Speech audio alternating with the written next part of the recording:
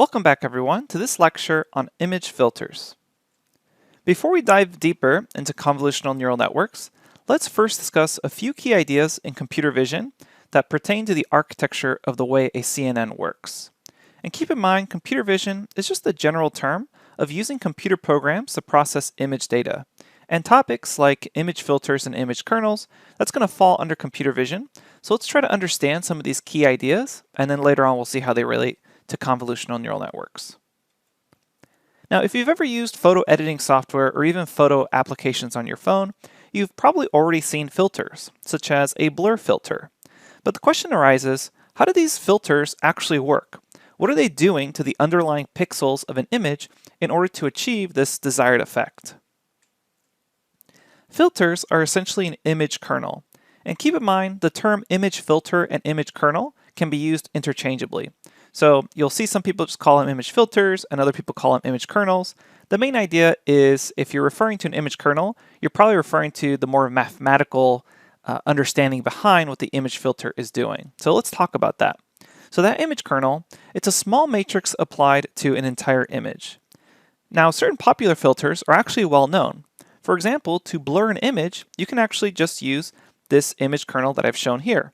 This 3x3 matrix, when applied to an entire image, will actually blur the image.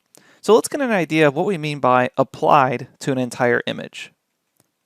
So let's explore what that actually means to apply a kernel or filter to an image. Filters essentially allow us to transform images. So here we have a grayscale image. It's a really small image, and what we have are values that are scaled between -1 and 1. Where 1 represents black and -1 represents white, and then the value right in between them, such as 0, is essentially gray. So we have these normalized values between -1 and 1. And what I'm going to do is I'm going to apply a filter to this image. So here we have an example of a 3x3 filter. So what we're going to do here, in order to apply the filter to the image, is starting at that top left, I'm going to see essentially the corresponding values to the filter. So essentially put that filter on top of those image pixels, and then we're going to begin sliding it along.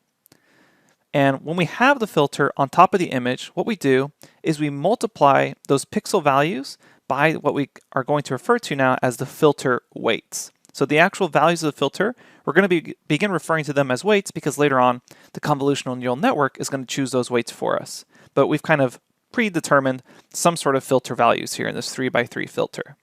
So we take that filter, put it on top of our image, and then as we kind of scan across this image, what we're going to do is multiply by the filter weights.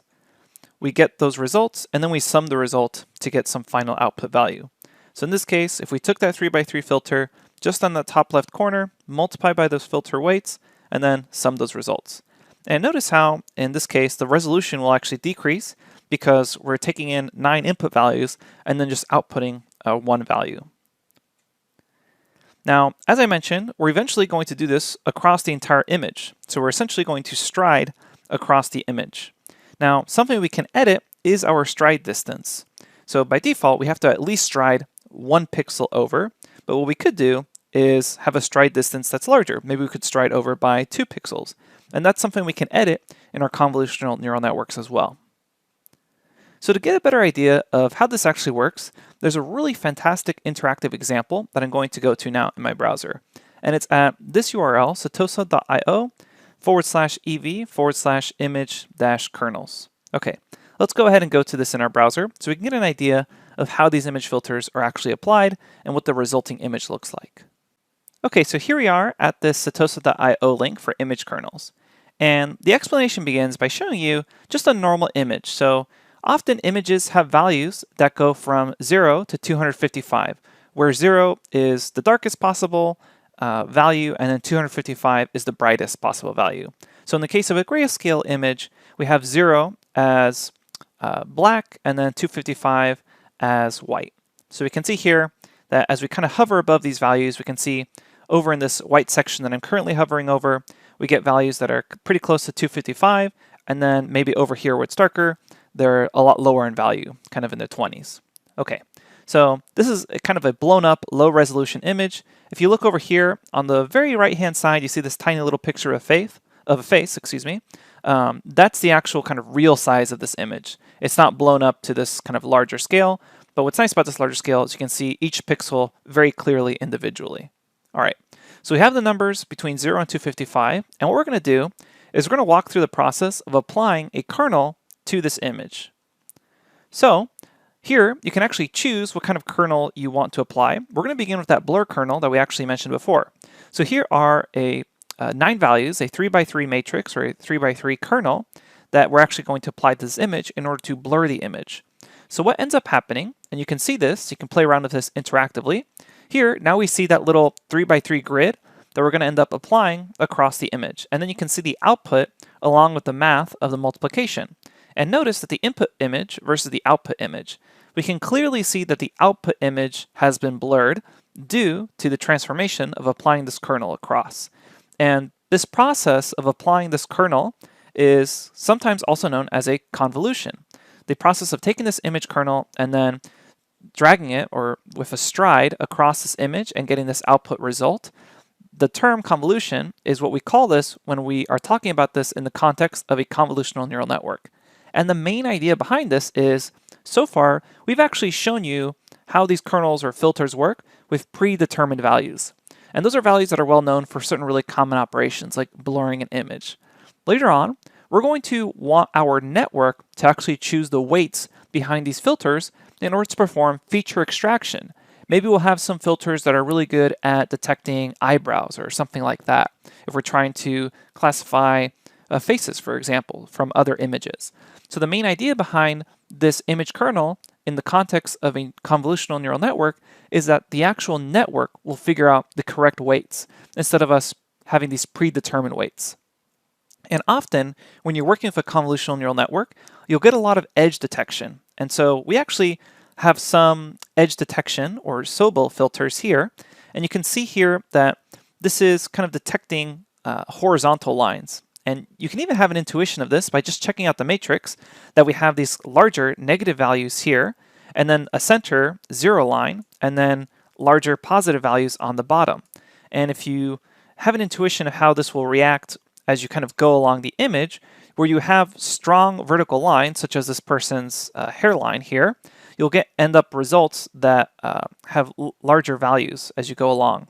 So you can see here, because we're starting to detect these kind of horizontal lines, the actual output when you apply this kernel, just mathematically the way it works out, is very bright, versus where there are no horizontal lines, you just end up getting kind of black.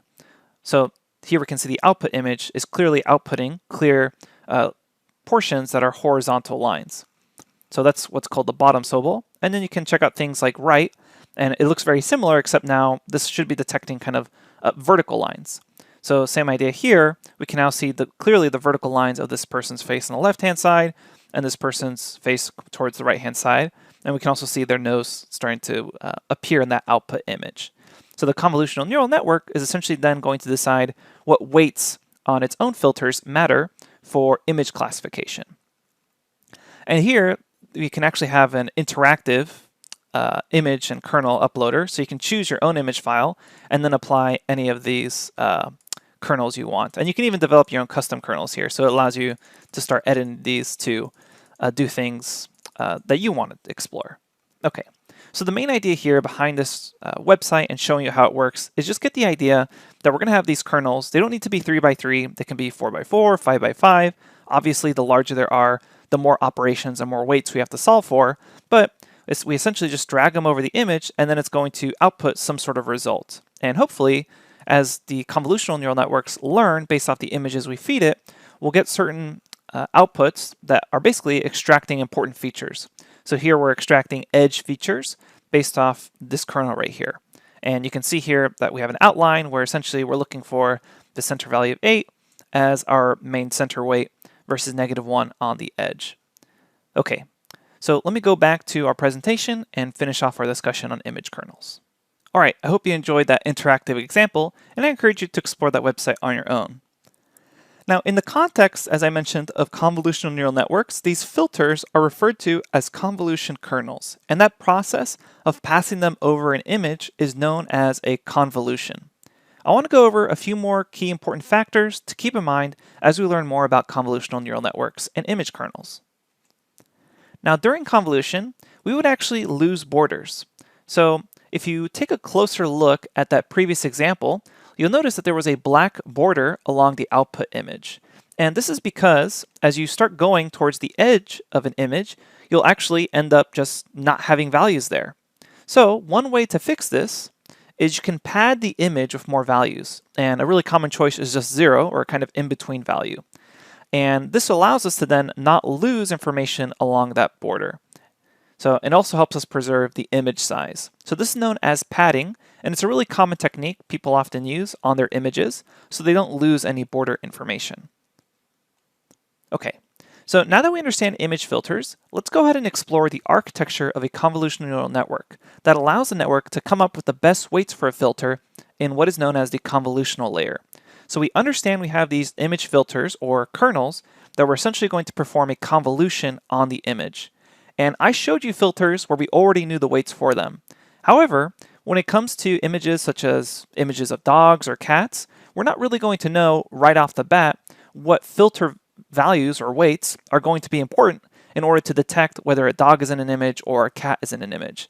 It's probably a better idea to just have the convolutional neural network to come up with those weights themselves. And this is done in the convolutional layer of a convolutional neural network, which we're going to go over in the very next lecture.